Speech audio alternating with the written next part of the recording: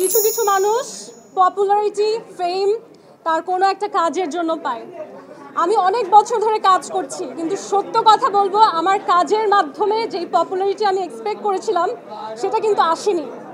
এসেছে আমার জীবনে একটা দুর্ঘটনা, একটা বাজে সময় থেকে। এবং আপনাদের কাছে আমি কৃতজ্ঞ, কারণ আপনারা সেই সময়ে আমাকে নিয়ে এত বেশি আওয়াজ তুলেছেন, পজিটিভ হোক নেগেটিভ হোক, যে অ্যাটলিস্ট আমার সিচুয়েশনটা পৃথিবীর মানুষ জেনেছে এবং আমি সেটা ওভারকাম করতে পেরেছি। আপনারা আমার কাছে হিরো।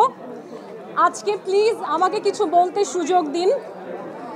আমি খুব জোরে কথা বলতে পারি না এবং বাস্তব যেটা, আমি নিজের দুর্বলতা অ্যাকসেপ্ট করে নিব। খুব ভালোভাবে আমি বাংলাও বলতে পারি না।